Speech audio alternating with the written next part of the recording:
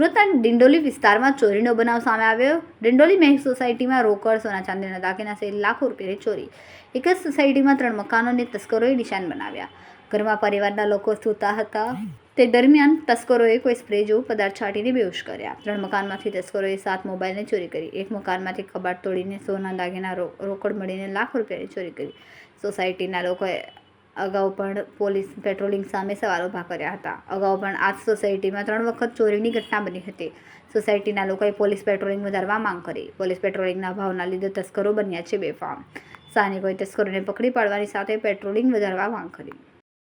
જી, મારું નામ વિકાસભાઈ છે। હું અહીંયા મહેક રેસિડેન્સીમાં રહું છું અને આજે વહેલી સવારે અમારી સોસાયટીમાં એક ચોરીનો બનાવ બન્યો છે, જેમાં 3 મકાનોમાં ચોરીનો બનાવ બન્યા છે। એક મકાનમાં 2 મોબાઈલ અને 30,000 કેશ, બીજા મકાનમાં 3 મોબાઈલ અને બીજા મકાનમાં 2 મોબાઈલ। અમારા સોસાયટીમાં અવારનવાર આવા બનાવો બનતા હોય છે।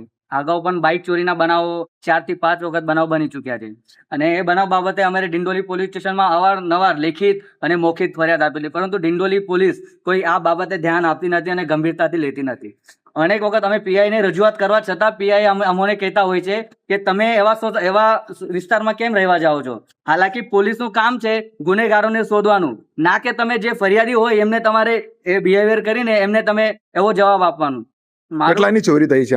જી, એમાં રોકડ રકમ છે, 2 મોબાઈલો છે, ટોટલ 7 મોબાઈલ ગયા છે અને 30 થી 40,000 કેશ જે રકમ હતી એ ચોરી થઈ છે આજે સવારે। શું માંગ છે હવે? અમારી માંગ એ છે કે જે આરોપીઓ છે એવા વિસ્તાર છે, પાછળ આવાસ જેવા વિસ્તાર છે ને ત્યાં ગંભીર ગુનાના આરોપીઓ ત્યાં રહે છે, એવા આરોપીઓ પર અંકુશ લાવવા જોઈએ એમના પર, અને આ જે એની તપાસ થઈ આરોપીને પકડી મંગાવી એમના પર કાયદેસરની કાર્યવાહી થવું જોઈએ। અને જે મહત્વનું વસ્તુ છે કે આ વિસ્તારમાં પોલીસ પેટ્રોલિંગ જરાક બી થતું નથી।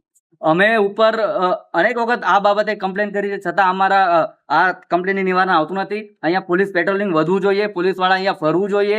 આવા વિસ્તાર નવો વિસ્તાર છે, થોડો ઓપન વિસ્તાર છે, આમાં પોલીસ પેટ્રોલિંગની મહત્વપૂર્ણ પોલીસ પેટ્રોલિંગ છે, પોલીસ પેટ્રોલિંગ અહીંયા થવું જોઈએ। અનેક વખત ચોરીના બનાવો અહીંયા બન્યા છે, બાઇક ચોરીના બનાવ બન્યા છે, મોબાઈલ ચોરીના બનાવ બન્યા છે। અમારી માંગ છે પેટ્રોલિંગ વધવા જોઈએ આ વિસ્તારમાં।